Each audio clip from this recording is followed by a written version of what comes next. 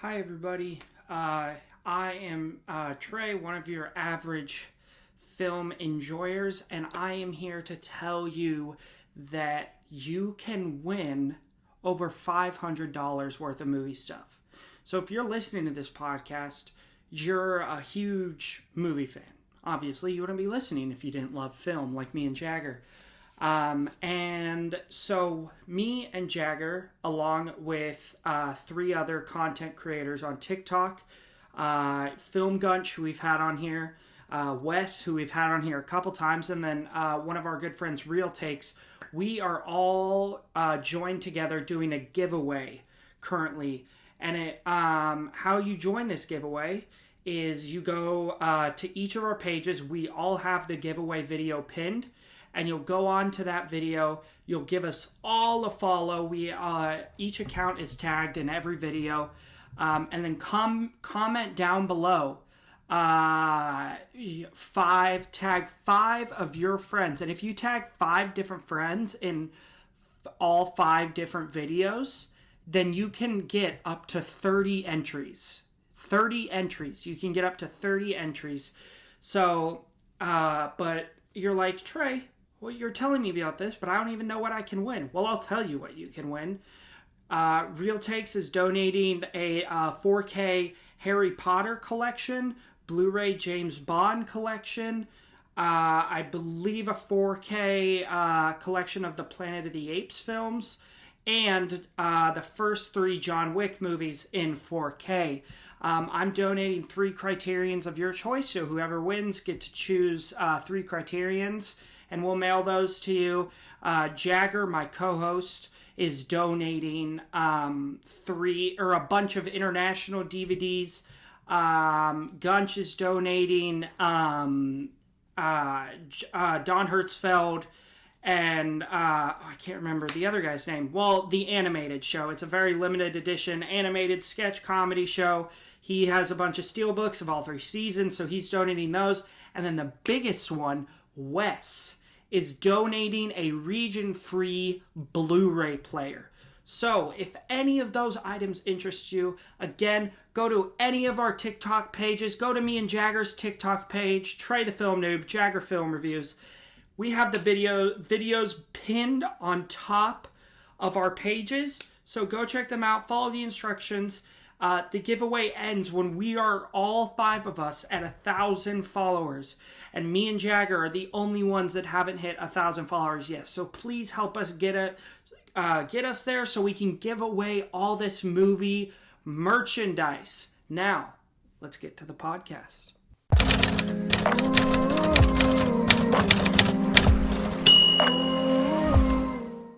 Hello, everybody, and welcome back to your favorite movie podcast, The Average Film Enjoyer. We are your average film enjoyers, Jagger and Trey.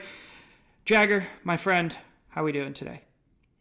We're doing good. Doing great. Good. It's just giving everybody a heads up, these episodes are going to be a bit shorter because we're recording a bunch of them ahead of time because I am leaving for vacation for 10 days. So we will not be doing movie news or trailers or what we've been watching. So these episodes will be primarily our reviews of the films. So they will be much shorter. Today, we are back to our IMDB series, which I believe is number 224. Today, we are reviewing Rob Reiner, his coming-of-age film, which I think is probably the best, my favorite coming-of-age film. We are reviewing Stand By Me, starring Will Wheaton, River Phoenix, R.I.P., Jerry O'Connell, and Corey Feldman. Also, Kiefer Sutherland is in this. Richard Dreyfuss is in this. John Cusack. Just a great cast. Little synopsis for everybody if you haven't seen it. After learning that a stranger has been accidentally killed near their rural homes, 4 Oregon boys, shout out Oregon, decide to go see the body. On the way, Gordy LaChance, Vern Tessio, Chris Chambers, and Teddy Duchamp encounter a mean junk man and a marsh full of leeches, as they also learn more about one another and their very different home lives. Just a lark at first, the boys' adventure evolves into a defining event in their lives. Yeah, Jagger, you have this rated a bit lower than me. I know you still enjoyed it, which I'm very glad because I do. This film is very close to my heart, and I do hold it very highly. So I'm glad you at least enjoyed it. Why don't you give us your opening thoughts? So my opening thoughts, as represented in my review, are that this is like a incredibly deep and layered film with some of the best child acting I've ever seen. But it's just not a personal favorite for me. I think that it was very good, but it didn't click with me on like a personal level as other films have. I just found it to be like it's very good. And I think that's about where I draw the line with it. I have it at a 3.5 for 65 out of 100. Like I said, very good. Um, but I didn't love it as much as I know you do. So I would like to hear from you why this film is that close to you. Um, it's hard to you know how there's like films where it's hard to like put your finger on like why it connects with you so much, but you're just like, when I watch this, I feel good. You know? Yeah. I don't know. It's just something about this film. I was shown this, I don't know, probably 5 or 6 years ago by my dad. I enjoyed it, but I didn't appreciate it as much at the time. And then I rewatched this a few months back when I did a little Rob Reiner run. First of all, we'll get to that in a sec, how underrated of a director he is. My man has had some great films. And I rewatched it and I was like, holy cow, this is amazing. To go into something you already mentioned, which is one of the things I wanted to talk about, we get debatably two of the best child acting performances of all time. Corey Feldman, who I think is the greatest child, like Linda Blair in The Exorcist, that is the best child acting performance. But the best child actor who I think had the most great performances, Corey Feldman. Corey Feldman, as a young man in the 80s, is outstanding. I mean, you have the Goonies, you have the Burbs, you have Stand By Me, you have Lost Boys. He was in just a lot of great stuff, and he's always really good. But the one I really wanted to talk about, who I think is the best performance in this movie, is River Phoenix, who plays Chris Chambers, who I think is the most heartbreaking and layered character in this film. I'm wondering for you, who is your favorite performance here? Because we get a lot of great performances in this film. All right, I'm going to have to disagree that Corey Feldman had the best performance in this movie. I think that he gave a good performance for sure, but I think you're between Will Wheaton and River Phoenix for the best performance here. Will Wheaton in that final scene in that close to final scene with the gun, gave a performance that just showed someone who had been sort of like, you could say that he'd been messed around with quite a bit, walked all over, and he had just had enough of it. And that was a moment of complete cold. There's no emotion behind those eyes behind pure hatred. Yeah. Pure, like, blind fury. Yeah. And I think that was a moment that just made me go, whoa, this kid's good. And from River Phoenix, everything, that whole scene where he's like explaining why, like, if I see you in those shop glasses, I will kill you. And that whole moment, I mean, this is a very emotional film. This is a movie that is driven from emotional sources. Does it have some of that like 80s teen comedy like jokes in it? Yes, but is this anything like that? Absolutely not. This is a movie driven from, like, it's almost a show of like don't mess around with child actors. They can be good. And Mm. Rob Reiner directed a lot of incredible films, if we may just do that now. When Yeah. Harry Met Sally, Princess Bride, Misery, Few Good Men, Spinal Tap, Flipped, Bucket List, just to name a Just, few. and just like the genres that span across of the films you just named. I mean, he's so versatile as well. I think I made a TikTok a while back on why he's so underrated. So, like, I mean, When Harry Met Sally, that might be my all-time favorite romantic comedy. Um, I think it's so damn good, and it's so well written. There's Um, no there's no moment like as funny in a lot of movies. Like a lot of movies can't capture the pure comedy as the line when she just goes, "I'll have what she's having." I mean, that is a funny, yeah, like that's the peak of one-liners. Besides, I mean, Army of Darkness. yeah, But and I mean, we also get The Princess Bride, which I think is one of yeah, the greatest fantasy stories ever told. Um, easily. and it's also so fun and funny. Um, Inconceivable! Like, that whole scene is so good. I have that. What do you have that rated? I have that sitting at a comfy 5 stars. I don't have it rated yet. I don't have it logged. Okay. It's been a minute. Yeah, it's one of my faves. It's my favorite Criterion that I have. Fair. And I mean, just the versatility that he is able to do is just unbelievable. Spinal Tap is great. Few Good Men is great. But he's also like a great actor as well. He's been in a lot of great films. Just a super talented guy, you know? Yeah. He, I mean, yeah. yeah. Easily, like, I mean, I'd say top 25, maybe 50 directors of all time. I'd say Oh, is yeah. totally fair. Yeah. Yeah. And it took me a minute to put together like what number I wanted to have him in, but yeah, 25, 50 directors of all time easily. Yeah, I'd probably have him in my top 25. I think he's super talented. I think we get in this film, to go back to the child acting that we were just talking about, which I think is the strongest part of this film. And he's also acted in a lot of stuff. Yeah. I mean, yeah. Yeah, guy's talented. Yeah. But to go back to the child acting in this film, which I think is the strongest part here, is the acting performances.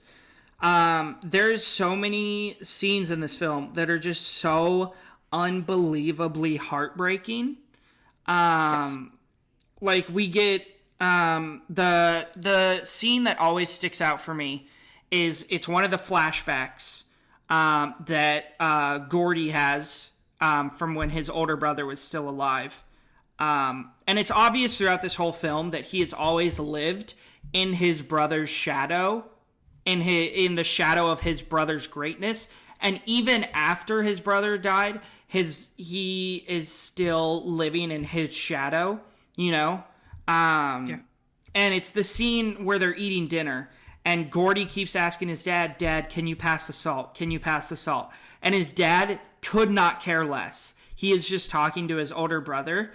And you would expect, and this is where I think Rob Reiner kind of goes, like, he kind of like moves away of that football jock player archetype, is like his brother is actually like a really good person, you know? Like, and there's that whole scene where he's like, "Hey, Dad, Mom, Dad, did you read Gordy's story that he wrote at school? It's really good." And he's like an actual good brother. I find that scene so unbelievably heartbreaking, and find myself thinking about the emotions that Gordy is feeling, like this confliction of hating his brother for being so great at the things he was great at and having to live in that shadow, but also loving him for how good of a brother he was. I think there's so much to break down in the relationships in this film. Yeah. I was wondering, there's multiple scenes in this film that make me cry. Was there any moments like that for you? I know it didn't connect with you as much as it did for me, but I was wondering if there's any moments that you might have like choked up. There was one moment that made me like half of me was tearing up and the other half of me was like gagging, um Mm-hmm. was the part where he like is looking for the canteen, and he grabs it from the brother's room, Mm-hmm. and like on his way out he's thinking about like his brother and like the thing about his brother, like this moment with his brother that he really like he loves his brother, as you said. And Yeah. he's walking out and he has that flashback. And when it cuts back from the flashback, the dad, in complete cold blood, just says to him, "You found it? You Mm-hmm. found it?" And he's almost like getting mad at him that he was in there. Yeah. That scene kind of like Yeah. His parents are like the worst. they're the worst. And it's really sad because, I mean, beyond this being a movie, you know that there is parents out there like that. And Mm-hmm. knowing that people have to live through something that when you watch it, you're like sad for them. Knowing that there are people that have to live through something like that, it Mm-hmm. it sucks. And I Oh, feel like yeah. and that's a lot of what brings the like, if there's any parts of this that are making me cry personally, it's scenes that are hard to watch and just tacking on to that nothing in this movie necessarily couldn't happen. Mm. I mean, are parts of it less realistic than the rest of it? Like them jumping off the side of a bridge and just rolling like nothing Oh happens? my gosh, Yes. dude. That scene But stresses me out. yeah. But I mean, despite it being less realistic, nothing here couldn't happen. Kids Mm-hmm. running away from home because they hear about a dead body, in especially in this time that this takes place, indifferent parents letting the kids go, the kids not caring because they hate the parents, and then the kids running away for longer than they had anticipated, but almost having no one care. Yeah. And because none of them have like great parents, none of these kids. Mm-hmm. And they go on this excursion that could bring them close to death several times. Mm. And they go, they find the dead body. One of the kids has a gun. He threatens the other kid with the gun. And then they get back home, and everyone's like, "Oh, you're back." Yeah. It's all pretty realistic. So, a Mm-hmm. movie with this level of emotion, with also this level of realism, Yeah. it just adds to where, like, all of the heartstrings being pulled in this movie. It just Mm-hmm. adds another layer to it. Yeah. And we talk about these really heartbreaking scenes. So, but I want to make it clear to everybody listening, if you haven't seen this, this isn't just like a sad movie. Like, you're not just going to be sad this movie. There are some scenes that are quite fun and really funny.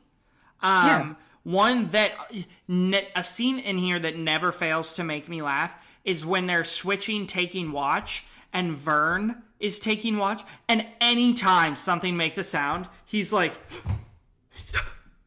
and then you see him and then something makes a sound and you see his arms pop out from behind the tree. That makes me giggle every time.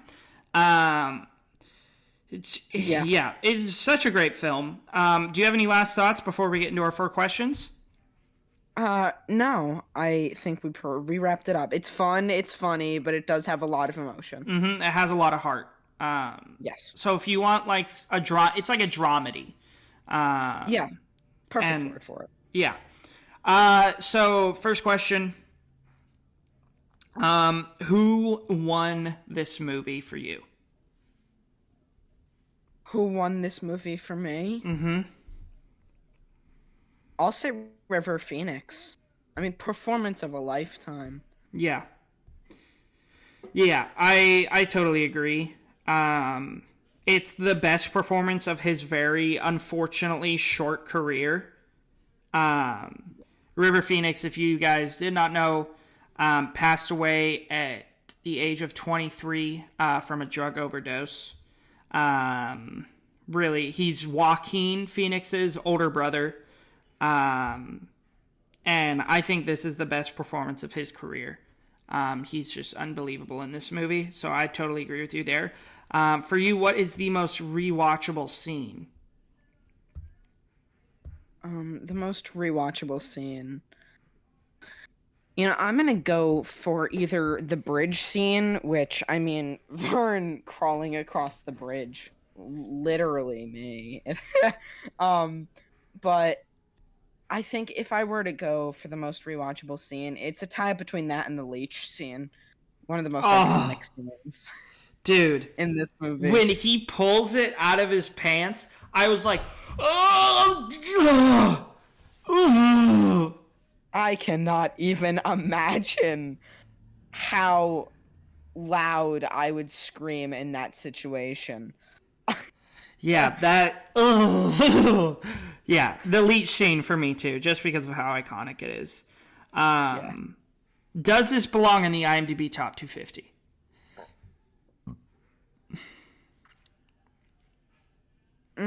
Since I know you're going to say yes, I'll just say I don't know. I don't think so. That's fair. I think so. I think it's one of the best coming of age films. I absolutely enjoyed it. So I definitely think it belongs up here. I think honestly, for me, it belongs higher. But that's just me, Last question. Do they beat Jack Torrance in a fight? No. No, they don't. Even if Corey Feldman is yelling at them, I'll tear off your head and then shit down your neck. I was like, oh, God. Wait a minute. Wait.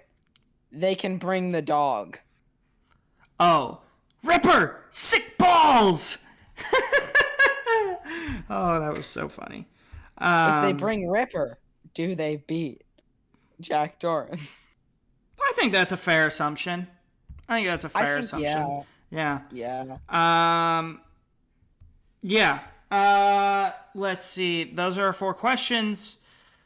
I mean, go check this out. Would you recommend this to our listeners?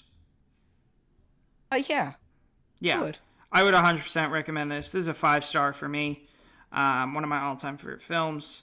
97 out of 100. You know what, Jagger? Oh, it's streaming on Max or Netflix. It's on Netflix right now. You know what? This is coming out in 2 days, so this is on Tuesday. Why don't we do what we've been watching in the past few days for this one, and this will be the last one until I get back. And then we'll do a makeup day. Yeah. Yeah, and then we'll do a makeup day where that'll be like an extra long episode where we'll just choose a bunch of highlights from what we've been watching over the past few weeks. But I've been watching a lot of good stuff what's the last one we did? I had like a 4-movie day. I'm proud of myself. Dude, that's like a Trey day. What was the last movie we did? What? I know for me. Oh, it was Baby Driver and American Ultra was Friday. The last one I talked about was Terrifier 2. And what's the date on that? The 16th. Okay, I think the last one I talked about was Lion. Okay, yeah, and then I got it. After we filmed, I did my 2 David Byrnes. Yeah. All right, why don't you go ahead, give us your what have you been watching recently, Jagger? So I did the David Byrne double feature for Friday. Yeah. True Stories and Stop Making Sense. 5 stars for both of them. One's a 96 out of 100. That's True Stories. 100 out of 100 for Stop Making Sense. Then I watched Rashomon, an Akira Kurosawa movie, because I've been trying to power through Akira Kurosawa's filmography recently. A lot of great movies. Rashomon, I have a 4.5. 493 out of 100. Then I watched Asteroid City, Perfectly Imperfect, 96 out of 100. It's so damn good. There are a few scenes that make me laugh harder than when the alien comes down and she goes to take a picture of it and he just goes, God, it's so funny. And then I watched The Holdovers for a 96 out of 100 as well, 5 stars. Give us your quick thoughts on that. That's your 2020. What are your quick thoughts on The Holdovers? Because I seen everybody's ratings. I'm like, I need to see this right now. Okay, here's the question. Do you count Eyes Wide Shut as a Christmas movie? Yeah. Well, then this is my second favorite Christmas movie of all time. This movie is, in the words of the director, a movie that's been locked up since the 70s. Every part of it feels like a 70s movie. Mm-hmm. I would not change a single thing about the plot. If I was going to change one thing, it's the major continuity error that I don't know if it was intentional, but it bothered me that his lazy eye was changing all the time. And then at the end, they went out of the way to address which eye was not the lazy eye. But I could name at least 15 points in the movie where it was. Mm-hmm. And it did not seem intentional at all. So that docked, I think a good 4 points. But everything else about this movie is perfect. It's incredible. Yeah. It is so touching. Me and my dad went to see it in a theater at a 10:45 showing of a 2.5-hour movie, which we did not know it was almost 2.5 hours long. Being the only people in a movie theater gives you the full access to just let your emotions go. I sobbed through like a collective half hour of this movie. Oh, I'm so excited. It's so sad.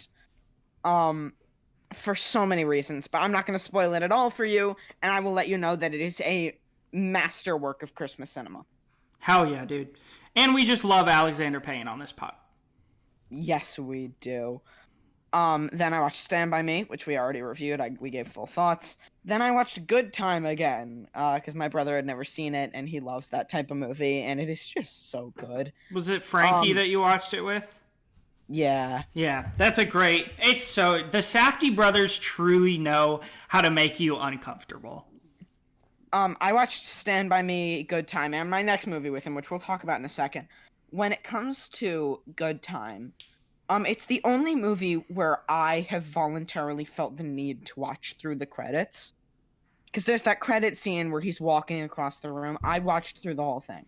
Because I believe that is an extension of the movie.